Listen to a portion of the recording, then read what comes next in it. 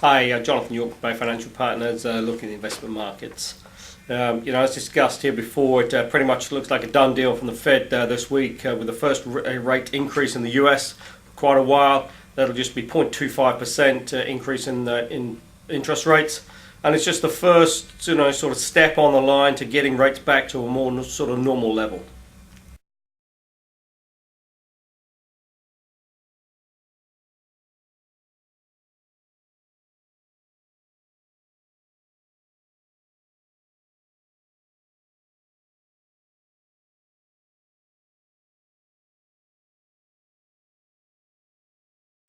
Sort of interesting. The market tried to throw a bit of a curveball at the Fed sort of towards the end of last week with some pretty volatile trading out there, and a couple of these credit funds looking to close down and return capital to investors, and that sent a few little minor sort of shockwaves through the markets, but seems to have recovered early part of this week. As I say, the Fed really does seem determined now to increase interest rates, and probably quite rightly as well, given the economic data coming through out of the US.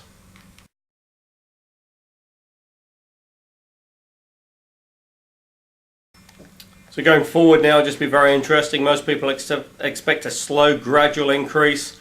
There are a few sort of analysts and economists out there who predicting you might see a further increase in sort of first quarter of next year, and then probably nothing for the next sort of 5 to 6 months. Of you just wait to see how the market sort of reacts and really sort of takes on board the sort of changing environment out there in terms of interest rates.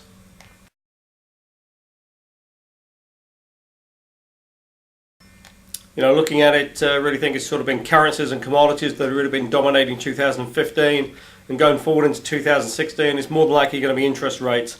As I say, the potential to sort of see increases coming through and get back to a more sort of normal level on core interest rates on a global scale.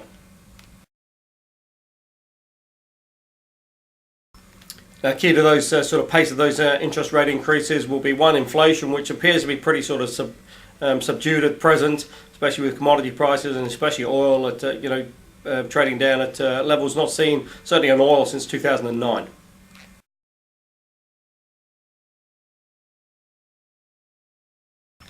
But obviously the other big variable there is going to be the sort of Chinese growth rate. Certainly Chinese growth has slowed, and it's really a major sort of transition in the sort of Chinese economy, with certainly the services sector now increasing really pretty dramatically. It's just going to be interesting now to see how the sort of Chinese economy can sort of cope with that, and what sort of growth is going to come out of China. Is it going to be sort of 6.5 to 6.7? That's still pretty good. It's still at least double the rest of the Western world at least.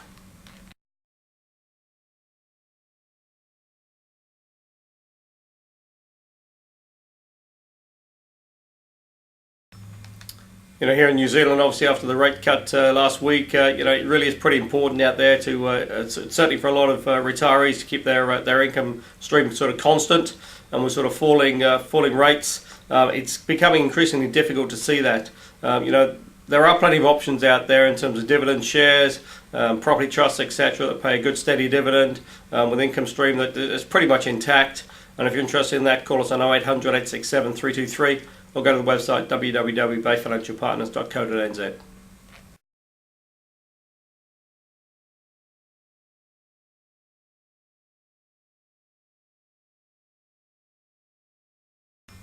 Obviously, for everyone here at Bay Financial Partners, we'd just like to wish you a very Merry Christmas and a Happy New Year.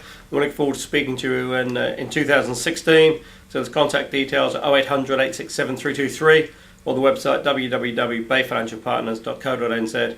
For lots of interesting articles. We look forward to speaking to you in 2016.